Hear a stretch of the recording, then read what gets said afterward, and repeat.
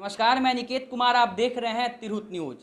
बिहार विधानसभा चुनाव की राजनीतिक सरगर्मियां तेज हो चुकी है। सभी पार्टी अपनी अपनी तैयारियों में जुट गए हैं। ऐसे में बिहार में एक और पार्टी ने दस्तक दिया है, AIMIM पार्टी। जी हां, ये कयास लगाई जा रही है कि 50 सीटों पर ये पार्टी लड़ेंगे। उन्हीं के उम्मीदवार साहेबगंज विधानसभा क्षेत्र से AIMIM के उम्मीदवार MD मुकीम जी हमारे साथ मौजूद हैं। हम इनसे बातचीत करेंगे आगामी विधानसभा चुनाव को लेकर। सर, स्वागत है आपका हमारे चैनल में। आप लोगों का भी स्वागत है। सर बताइए सर, आप जो चुनाव लड़ रहे हैं यहाँ पर, पहली बार सर आप यहाँ से चुनाव लड़ रहे हैं, बताइए सर क्या तैयारी सर आपकी?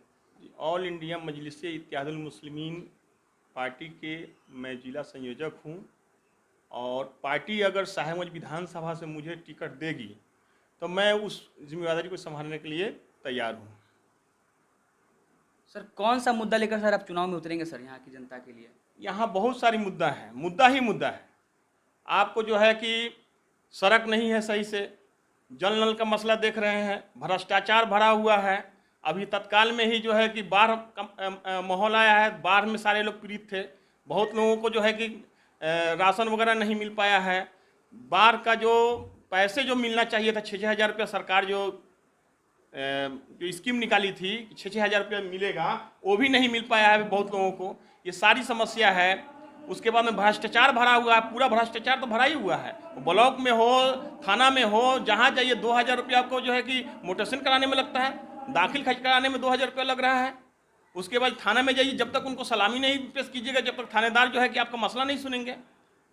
बहुत सारी समस्या है पूरे विधानसभा में। जिस मसले पे आप आइए, शिक्षा के मसले में वही हाल है, बेरोजगारी बढ़ गई है, रोड नाला सही नहीं है कहीं पे। सरकार जो है कि लॉकडाउन में आप देखें कि सारे लोग जो है कि भूखे प्यासे मर गए हैं, रोजगार खत्म हो गया है। लॉकडाउन से सारे जो है कि चेन्नई से, हैदराबाद से, आपको जो है कि दिल्ली से, सब जगह से जो है लोग पैदल आए हैं।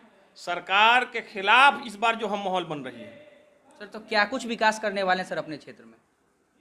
जब जनता हमको यहाँ से चुन के देगी तो पहला मिशन मेरा रहेगा, साहेबगंज में एक हॉस्पिटल है, महिला हॉस्पिटल, उसको मैं वहाँ महिला डॉक्टर का बहाली कराकर और जो है कि हम उस हॉस्पिटल को चालू करावें, ताकि 1984 में जो हॉस्पिटल बना था अभी तक उसमें एक भी डॉक्टर बहाली नहीं हुई है और हॉस्पिटल जो है कि जर्जर हो गई है।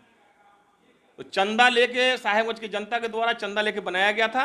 उसमें डॉक्टर को अपॉइंटमेंट करा के हम लोग चाहेंगे कि वहाँ पे जो है कि डॉक्टर का बहाली हो जाए और साहेबगंज के विधानसभा के जितने लोग हैं, जो किसान तबके के हैं, मजदूर तबके के लोग हैं, उनके पास उतना पैसा नहीं रहता है कि वो मुजफ्फरपुर, पटना जाके इलाज कराएं।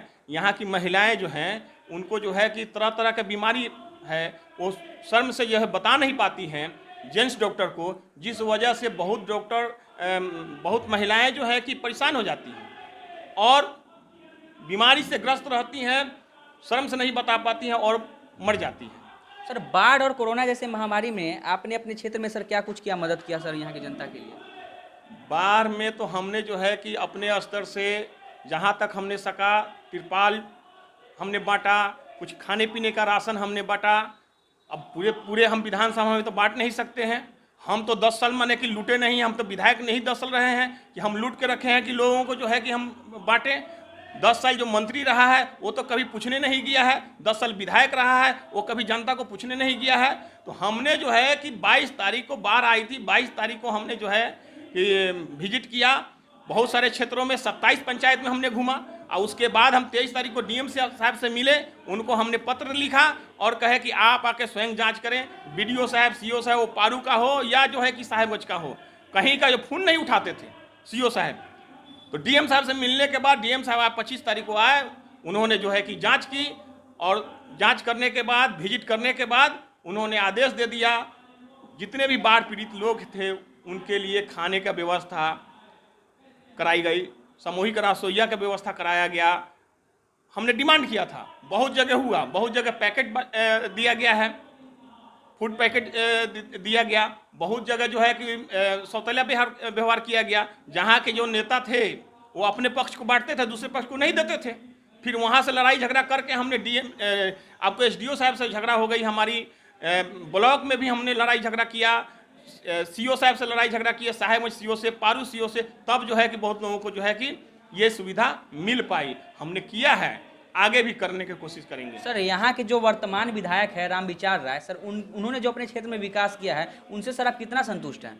उनका विकास कहाँ है? आपको कैसे विकास लग रहा है? कौन सा विकास का बात कर रहे हैं? रामविचार कौन विकास किए हैं? रोड, जिस रोड से अभी आप आए हैं हमारे यहाँ, उस रोड का हालत ही देख लीजिए। 30 साल से उनको हमने वोट देते आया, पिछड़ा दलित का नेता मानकर हमने लालू जी को हमने जो है कि नेता माना, और जो है कि रामविचार बाबू को हम लोग 30 साल से जिताते आए। कभी जीते कभी हारे, 20 साल जीत के रहे हैं, 10 साल जो राजू बाबू जीत के रहे हैं। क्या विकास है? कहीं कुछ नहीं है। रोड सही से नहीं है, नाला सही से नहीं है। आप देख रहे हैं कि जो है कि क्राइम कितना बढ़ गया है, डेली मर्डर हो रहा है। क्या यही सरकार है? तो यहाँ पे जो है कि यहाँ प्रेजेंट विधायक के खिलाफ पूरा आक्रोश है, सरकार के खिलाफ भी आक्रोश है। दोनों जो है कि मिल कर बैठा हुआ है।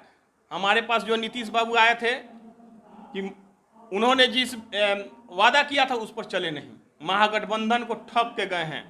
70 साल से हम लोग को ठगा गया है, 40 साल जो है कांग्रेस ठगा है, 30 साल से जो है कि महागठबंधन जदयू ठग रहा है। अब बिहार का जनता, साहेबगंज की जनता जाग गई है। अब जो है कि परिवर्तन चाह रही है। इस बार साहेबगंज में एमआईएम ही नजर आ रहा है, पतंग ही नजर आ रहा है। असदुद्दीन वैसी साहब, हमारे राष्ट्रीय अध्यक्ष साहब, और जो है कि प्रदेश अध्यक्ष अब्दुल इमाम साहब का यहाँ बहुत माने की डिमांड है। काफ़ी चाहने वाले लोग हो गए हैं। इस बार परिवर्तन होगा इंशाल्लाह। सर तो जनता को, चुनाव से पहले आप अपने क्षेत्र के जनता को क्या संदेश देना चाहेंगे? मैंने बताया ना आपको, अगर हमको अगर जनता चुन के भेजती है तो पहले हम शिक्षा पर ध्यान देंगे, शिक्षा को मजबूत करेंगे, लोगों को जागरूक करेंगे। जागरूकता कमी है, लोग शिक्षित नहीं है। आप देख रहे हैं कि एक इंदिरा आवास आ रहा है, 40,000 50,000 ले रहे हैं, मुखिया जी ले रहे हैं, और भी माने कि जो सदस्य हैं वो लोग ले रहे हैं, वार्ड सदस्य ले रहे हैं। ये क्या हो रहा है? जनता को मिल रहा है 2 लाख रुपया जो आवास का मिल रहा है, या 2,40,000 जो भी फंड है, उसमें से क्या है कि ये 40-50,000 रुपया ये लोग ले रहा है। तो इसका भी हमको विरोध करना है। बहुत जगह हमने विरोध किया है, बहुत जगह बगैर पैसा का हमने इंदिरा आवास दिवाया है, ये भी हमने काम किया है। तो जागरूक करना पड़ेगा लोगों को, और हम जागरूक कर रहे हैं, आगे भी करेंगे।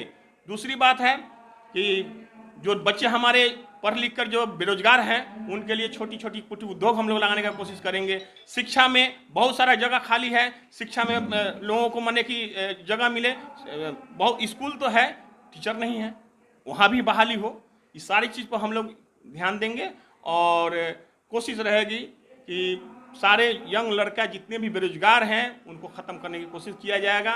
सरकारी सभी मंत्रालय से मिलकर, जिस मंत्रालय से जो विभाग होगा उस विभाग से मिलकर उस समस्या को हल करने की कोशिश की जाएगी।